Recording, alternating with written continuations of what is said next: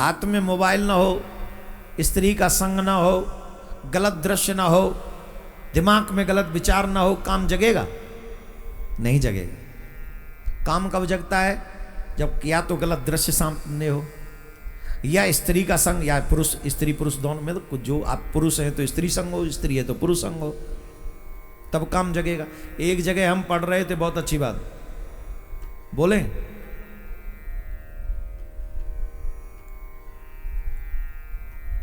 स्त्री को 3 जगह पर अकेली नहीं छोड़ना चाहिए।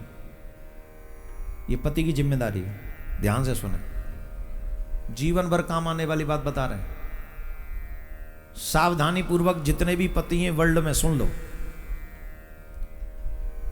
अगर पत्नी का सम्मान पाना चाहते हो, पत्नी का स्नेह पाना चाहते हो और पत्नी की इज्जत बनी रहे, इसके लिए 3 चीज जगह पर कभी भी स्त्री को अकेले नहीं छोड़ना चाहिए।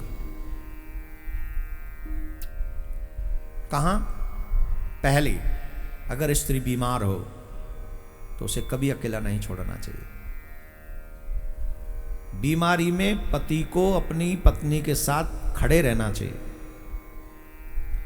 और जिस तरीके से देवी अपने पति की सेवा करती है, ठीक उसी तरीके से बीमारी में पति को अपनी पत्नी की सेवा करनी चाहिए।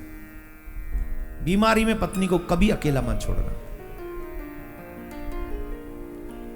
और जब वो निर्दोष हो फिर भी दुनिया वाले उस पर दोष लगा रहे हों, उस स्थिति में भी कभी भी पति को अपनी पत्नी को अकेला नहीं छोड़ना चाहिए, वहां खड़े रहना चाहिए कि don't worry, I am with you.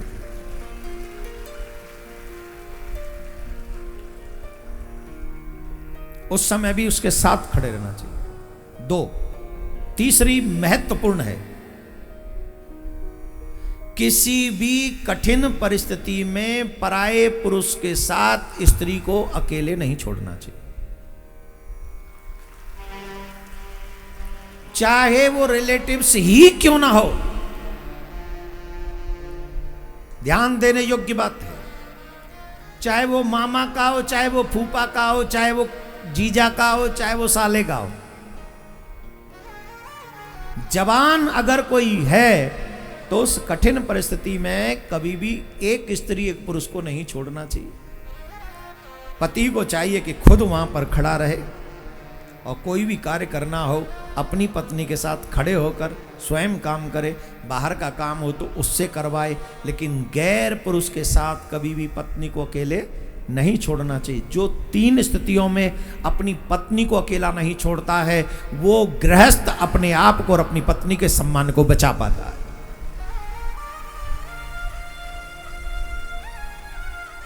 क्योंकि जब स्त्री पुरुष 2 होंगे, निश्चित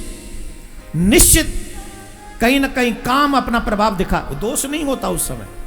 भावनाएं इतनी तीव्र भर देता है कि व्यक्ति कब सीमा क्रॉस करता है मालूम नहीं होते।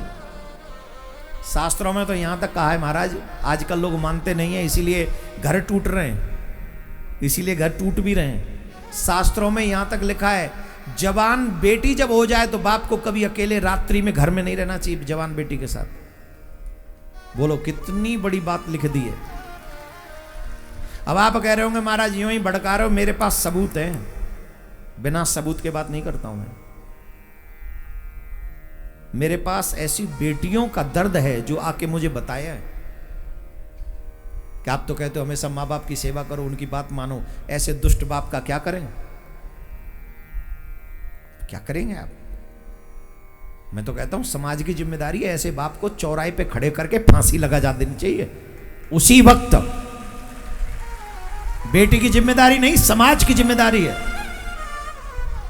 लेकिन मैं शास्त्रों की बात कर रहा हूं, ये सब बातें मैं नहीं कर रहा हूं अभी फिलहाल, प्लीज इसको सुने। शास्त्रों में जवान बेटी के साथ कभी अकेले न रहे, न जाने कब काम कुबुद्धि पैदा कर दे।